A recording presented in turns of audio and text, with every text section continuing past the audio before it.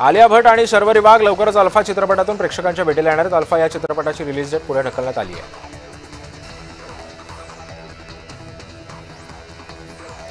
पुन्हा शिवाजीराजे भोसले हा सिनेमा नुकताच प्रदर्शित झाला असून या चित्रपटाने बॉक्स ऑफिसवर समाधानकारक कमाई केली आहे। या सिनेमाने 3 दिवसांमध्ये 1 कोटींच्या वर कमाई केलेली आहे।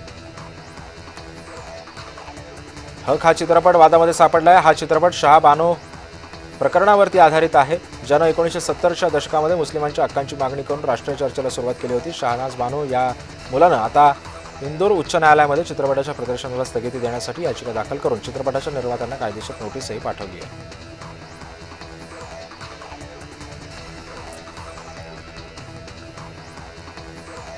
छावा सिनेमातल्या लेझिम नृत्यावरून मोठा गदारोळ झालेला आहे। अखेर सिनेमातून तो सीन वगळण्यात आला असून आता या कित्येक महिन्यांनी मराठी दिग्दर्शकांना त्यावर प्रश्न उपस्थित केले आहेत।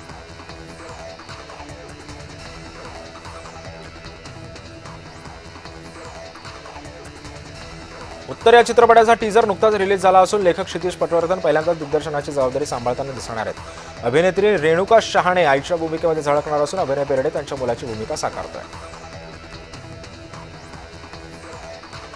अभिनेत्री मधुराणी गोखले प्रभुलकर सध्या रंगभूमीवर सक्रिय आहे। त्यांचा ज्याचा त्याचा विठ्ठल या नाटकातून त्या प्रेक्षकांच्या भेटीला येतात। अलीकडेच मधुराणीची मुलगी स्वरालीनं सुद्धा तिचं हे नाटक पाहिले आणि त्यानंतर लेखीकडून मिळालेल्या प्रतिक्रियेवर अभिनेत्री भावूक झाल्याचं पाहायला मिळालं। प्रभासचा बाहुबली द एपिक चित्रपट 31 ऑक्टोबरला थिएटरमध्ये प्रदर्शित झाला। हा चित्रपट बॉक्स ऑफिसवर धुमाकूळ घालत असून चित्रपटामध्ये प्रभास, राणा दुगाबुत्ती, अनुष्का शेट्टी आणि तमन्ना भाटिया या मुख्य भूमिकेमधून झळकलेल्या आहेत। मुंबईमध्ये प्रसिद्ध गायकाच्या कॉन्सर्टमध्ये चोरट्यांनी डल्ला मारलेल्या 23 लाखांचे मोबाईल लंपास केले असून जवळजवळ 13 वर्षांनंतर एनरिक इग्लेसियासनं भारतामध्ये कॉन्सर्ट केला होता।